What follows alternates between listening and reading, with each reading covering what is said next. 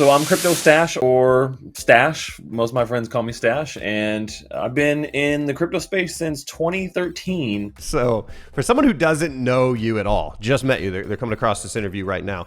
Break it down. What have you been doing in this space?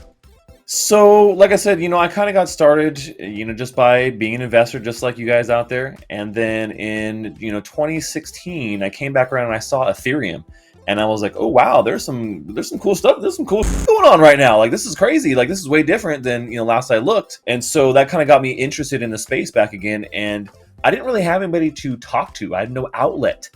There weren't YouTube channels and communities like there is now. Like, nobody that I knew in my friend circle, nobody really knew about Bitcoin. I had like one guy who I could talk to every once in a while, but he didn't live here. And it was one of those things where I'm like, well, I want to talk to somebody. So I just kind of started this little blog where I would just write down my journey, things what I was doing in crypto. And then I started getting people like emailing me, asking me questions, things like that. And like, oh, wow. I was like, more and more people were really starting to appreciate what I was doing. And so that's how I kind of got started in crypto. The community as a creator was through writing. So for the first year plus, I really focused on doing articles mostly. I mean, your blog is rad. Most people don't even have a website in the space, let alone have like so much content that you could dive deep into. What are you doing in the bear now? Like, are you doing anything different with your content and giving value to your community? Maybe it's more education, trust-based stuff, because there's a lot of fear, obviously, right now. Yeah, a lot of fear, man. You're right. What are we doing right now? In general, I think that kind of focusing a little bit more on the emotional side of what's going on in the markets versus like kind of fundamentals or technicals of the market, but just kind of the emotional support side. That's the biggest thing. Is it when the bear market hits as a community, it's like, all right, let's just keep gaming. We're getting together as a community to hang out, to game, to have fun, to learn a little bit about, new games together. And I think that's really the main goal. So we just kind of really double down on that and focus more on the community aspect. So I don't care if we got 15 people watching or we got, 1,500. It doesn't matter to me. We're going to have a good time, hang out and create, a more close-knit community that is, finding ways to survive the bear market, and have a little bit of fun and maybe a little bit of money too together. So I'm very curious, man. You are on it. Like, you blew my mind, the fact that you're not even full time, because to me it seems like you're full time. You're so consistent. Can you speak on that? Like, how is your mentality? Because I know there's probably people watching that would love to come in the space or even talk about traditional gaming and be a content creator. These days it's very enticing to see people do this for a living.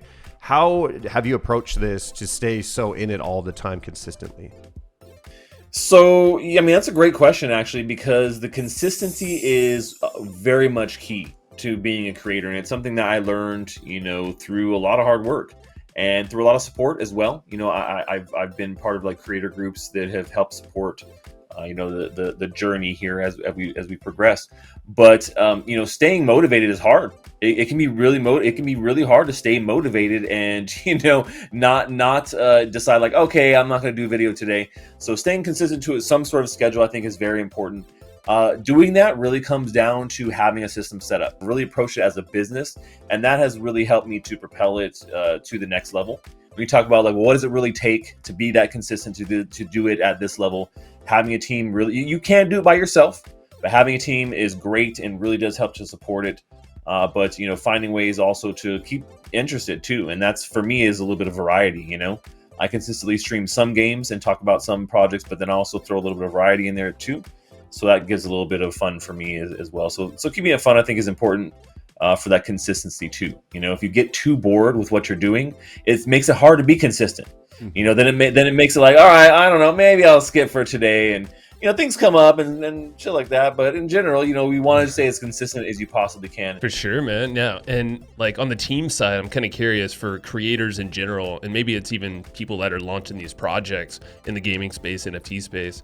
Who are some key team members that you think are like crucial to make a project a success and start putting some systems into place? I think having, people in general who can balance the two sides of things. And this is how I look at it, right? So you have your visionaries and then you have your executors, right? So you have people who are going to be they see the vision, they get it. So then you have the people who execute, and those are people who are always going to be there, that are going to say, hey, how do I take this vision and translate it into, team metrics and tasks and milestones and all that jazz, right? If you have it unbalanced, sometimes you have people or teams who are all executors, and there's not enough vision there, and so the product comes out just kind of weak sauce, And then you have people who are all visionary and they can't execute, so they're like, there may never even be a product, True, very true. Yeah. I want to hear your Mr. B story here, man. When you first started creating content, what was it like? Were you shooting and editing it all yourself? What is your background with video and relation? How long did it take you to learn it?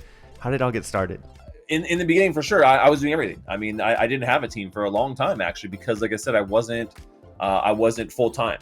So I run a web development company. That's kind of what I had done for many years before crypto, right? So I've been doing that for well over a decade. And so I was kind of doing things part-time.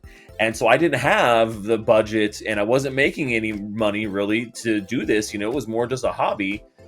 Make some money here and there depending on what I was doing and whatnot. But for the video stuff really getting started, yeah, I mean, like I had to edit everything myself and do all the stuff. I hired a guy on Fiverr to do an intro for me, which is still one of the intro that I have right now. Besides that, like I pretty much did everything in the beginning myself. So doing all the graphics, doing all the video editing, all the promotions and everything like that. So you have to learn how to wear a lot of hats if you want to be a creator to get started. It can be rough to get going. So I'm kind of curious of like other opportunities that you see in Web3 in the blockchain space that might be obvious or not obvious for folks listening that want to jump in. Maybe they're not a content creator, maybe community manager, just a couple off the top of my head. Yeah. Curious what you're seeing. Yeah. Oh my gosh, there's so much opportunity in the crypto space. It's crazy. Yeah, I mean, like not everybody wants to be a content creator. And I understand that, it's not for everybody for sure. But there are tons of ways to get involved, like you're saying, from the very ground up, being involved in a project and being something like a community manager is usually a very basic level of you getting involved in a project in some sort of way, or doing something like social media management too is really easy. These are some basic ones that a lot of people probably pretty much already know. And then, when it comes to other roles is like, well, what things could I really do there? Like there's a pretty big need for people who do graphic design here. So if you have any kind of graphical skills or video editing or 3D design skills, any kind of game design skills, also incredibly helpful in this industry. There's lots of people looking for that right now. I would say one of the big ones that we're really starting to see is, more and more people who can do 3D voxel architecture or 3D architecture in general. I think that's really becoming a bigger thing when you talk about, the push for the metaverse, right? Who the hell's building that, right? It's great. Okay, great. Yeah, we got this big old metaverse. It's empty. Who's going to build it all, right? So I think the people who can do those things are in pretty high demand right now too. A lot of good stuff that you could be doing without being the face. Not everybody can have this. It's true. Nobody can rock a stash like that, man. I know I couldn't. I'm curious, Stash, man, you've been in this space for a minute. You've definitely seen the trends. You finger on the pulse. We're in a bear market, but there's things happening. I know you can feel it too. What's your take on esports and blockchain gaming? I think it's a great match, man. I mean, gaming and the blockchain elements that we can bring to it through tokenization, through NFTs, in particular with NFTs, I think is really the case for mass adoption here for crypto. I mean, and in particular for NFTs, I really think so. And I've been shouting this from the top of the mountain for years already now. I'm glad other people are starting to wake up. But there is I think, a lot of great things that come from that. Like when you talk about cool things that you can connect to esports, tournaments, things like that, you can turn tournaments into NFT tickets that you can unlock certain things. There's great ways to be able to track everything going on. Just having like a blockchain-based leaderboard that can be verified, that kind of information, stuff like that. I mean, there's so many good elements that could be injected into esports that actually improve the experience. A verifiable blockchain-based leaderboard for, League of Legends. So you could have a global one that is input in certain ways. Like, hey, this cannot be, it can't be messed with. This came directly from this game, match and boom, here it is, right? So, I mean, things like that. I think that there's some, really great improvements that we could see esports doing. Going back a little bit, you talked a lot about like building the metaverse, building in the metaverse. It's empty right now. And I'm kind of curious of what you're seeing in terms of trends right now in this bear market. Anything you're excited about? I think the real trend right now is really just building, beautiful. That's what it comes down to, man. Is I think that the smart money knows that in these bear markets like this, that now is a time to build when there's not the attention, right? When the attention's on and everyone's like, oh my gosh, look, everything's going on. That's when you're trying to grab everyone's attention. All these new people, right? All this new money, all this new time that you can suck up with whatever product you have, whatever it is. That's what you want to focus on when everyone's frenzied, right? When the sharks are chumming. But right now is when we want to start building, right? So finding ways to improve those strategies, those tactics, find ways to improve your product, find ways to make your community better. There's a lot to be done, I think, during the bear market, and that's really, I think, the biggest trend right now I'm seeing is just people just building. So hopefully we see a reversal here soon. But I think in general, the narrative is just kind of survival mode, right? Build mode. Yeah, I mean, what do they say? What does a bear do to survive when it's really rough out there? It hibernates. Well, we can hibernate too, but we need to keep learning and growing and networking. In the bear market, the true people that stick around are those ones that are building. 100%. Yeah, and there's some people who do go in bear mode, right? And that's like during these times, I don't go bear mode, man. I don't go like, oh, okay, I gotta, I go into build mode. I go into let's improve this, let's get better, let's keep being consistent. Because those are the people who always are going to win out when the bull market comes back around, man. I'm curious, what alpha? Okay, it's just me, you, and Kokomo here now. What alpha, man? Give us some of that good alpha. It's the bear market, so some of this alpha might not play until the bull market. But I'm curious, what projects now tickle your fancy that you might recommend people look into? No financial advice, but just give us a little bit of alpha. What you got? What's a play we should look into in the bear market?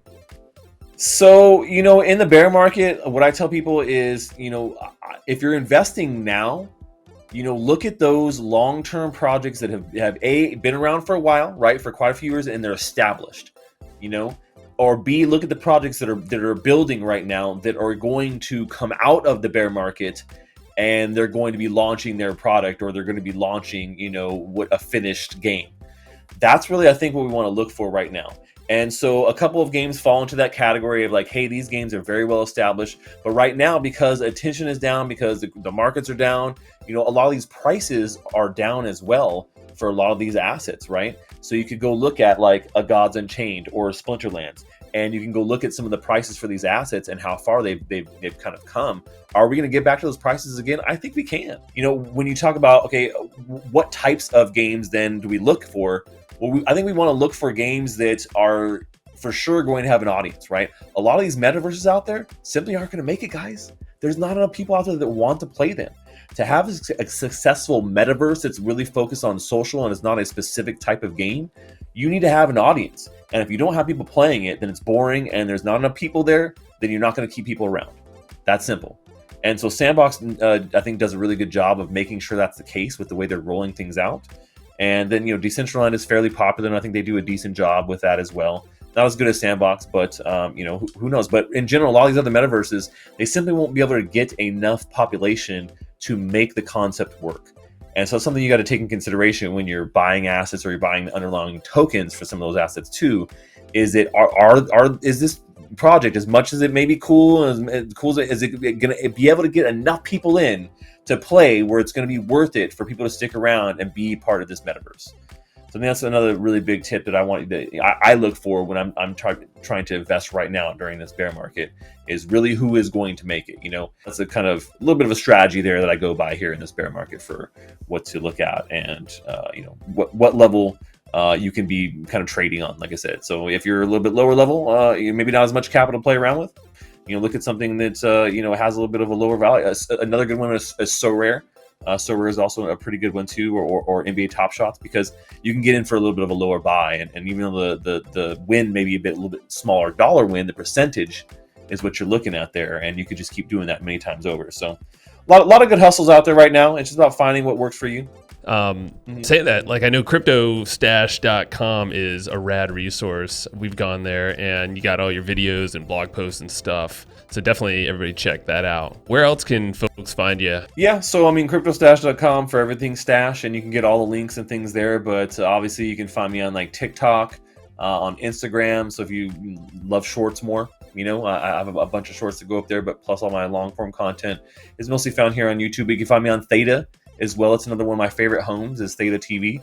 So I stream there as well as Twitch, and streaming on Twitter and YouTube, obviously. But you can find me on Facebook too if you want to go old school.